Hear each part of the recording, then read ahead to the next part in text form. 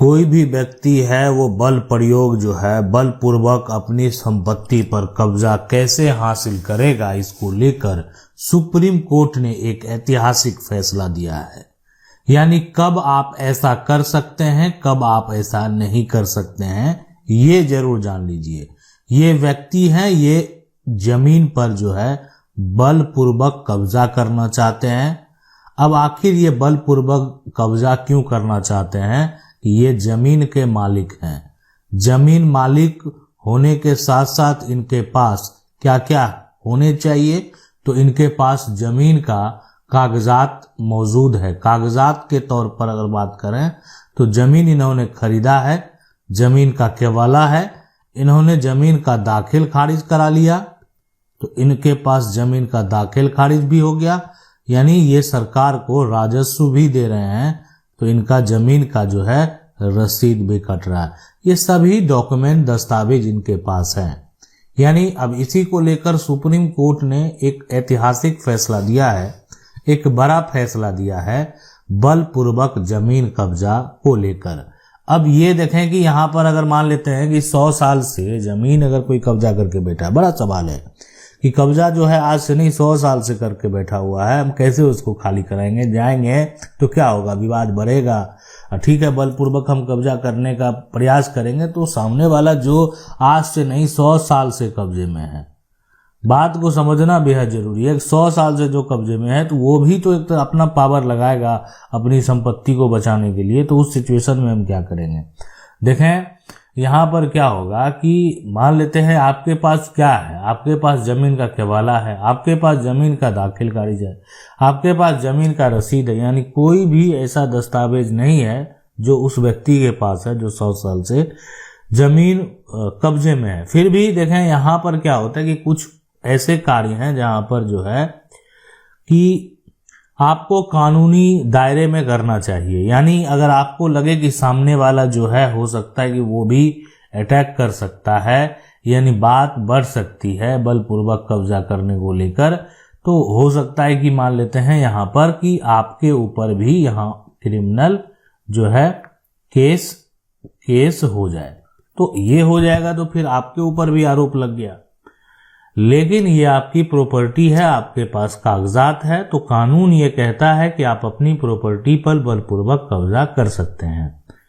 अब देखें यहाँ पर समझने वाली बात ये है, जानने वाली बात ये है कि ये कब करेंगे कब नहीं करेंगे। तो देखें अगर कोई जमीन खाली है जिस पर खेती होता है, तो खाली जमीन को जो है आप जाकर बलपूर्वक कब्जा कर सकते हैं।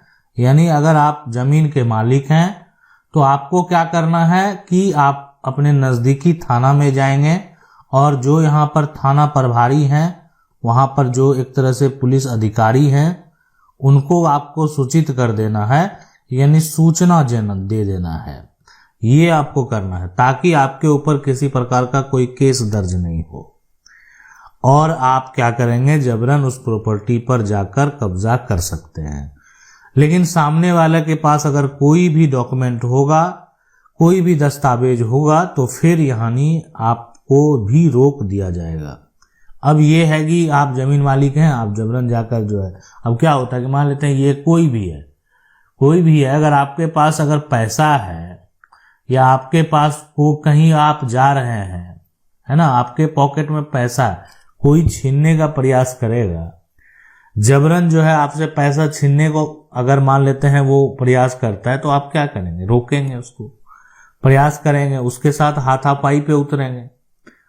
फिर भी वो पैसा छीन आपसे तभी लेगा जब वो आपसे एक तरह से आप कह सकते हैं बड़ा हो, उसका जो वर्चस्व है ना, उसके साथ जो लोग हैं, कई लोग उसके साथ खड़े हैं और आप अकेले थे, आपसे पैसा छीन लिया। लेकिन अगर आप ये सोचिए कि आपके पास पैसा और सामने वाला जो छीनने वाला वो आपसे कमजोर है, तो वो आपसे कभी भी नहीं हासिल कर सकता।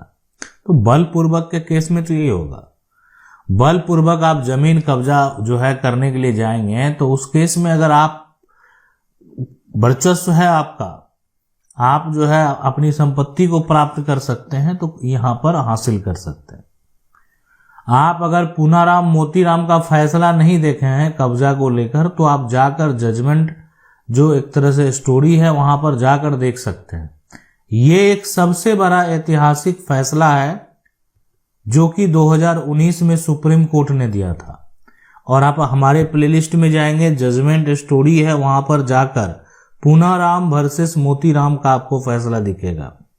उस फैसले को आप जाकर देख सकते हैं।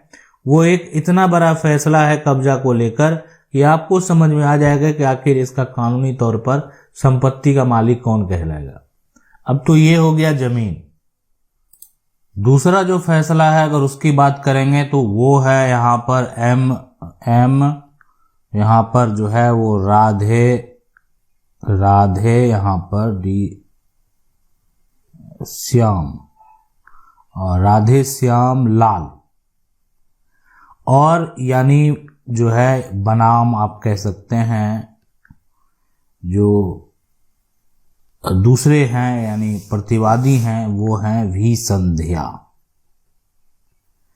तो इनके बीच में भी जो विवाद हुआ यानी एम राधे श्याम लाल और वी संध्या के बीच का जो विवाद है, इसमें भी सुप्रीम कोर्ट ने एक ऐतिहासिक फैसला दिया।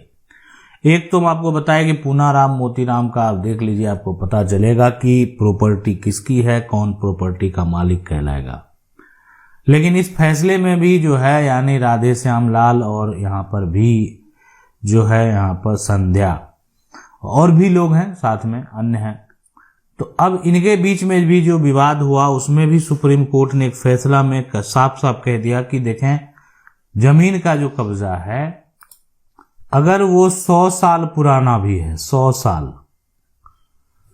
तो भी कानूनी तौर पर जो है जमीन का जो मालिक है, संपत्ति का मालिक, संपत्ति का जो है यानी आप कह सकते हैं टाइटल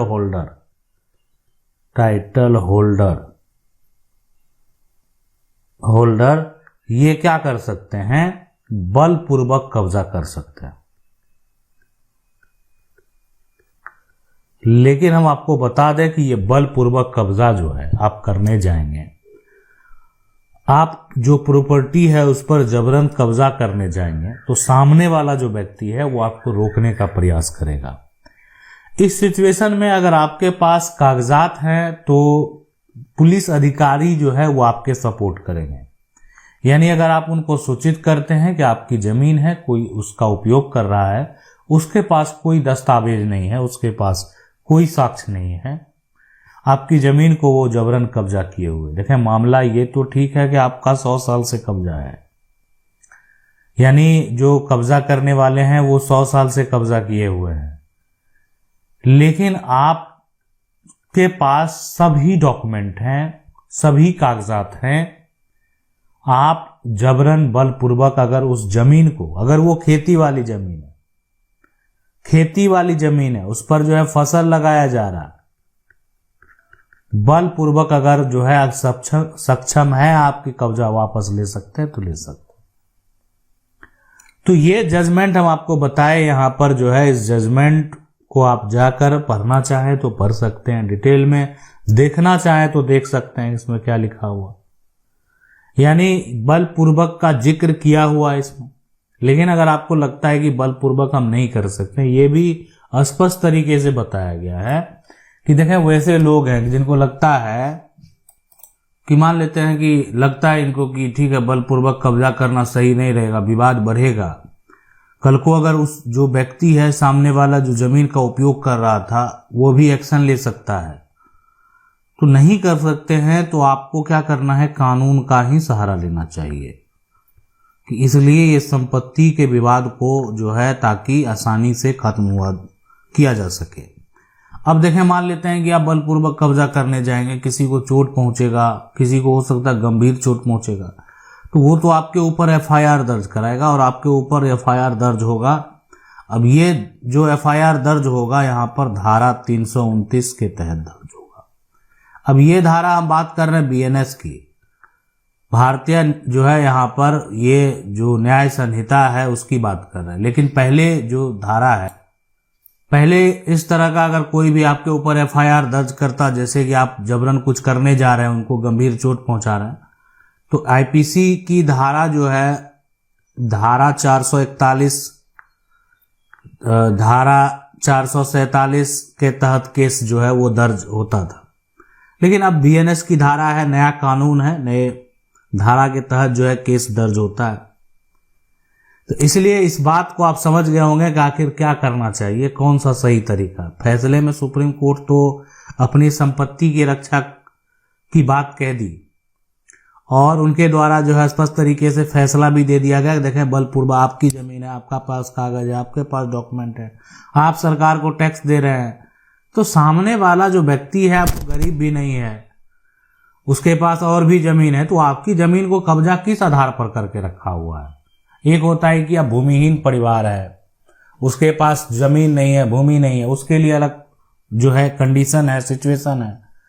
लेकिन यहां पर कौन सा सिचुएशन है, तो इसलिए इस बात को समझना जानना बेहद जरूरी है और इस तरह की संपत्ति को आप बलपूर्वक हासिल कर सकते हैं। आशा करते हैं वीडियो अच्छा लगा होगा।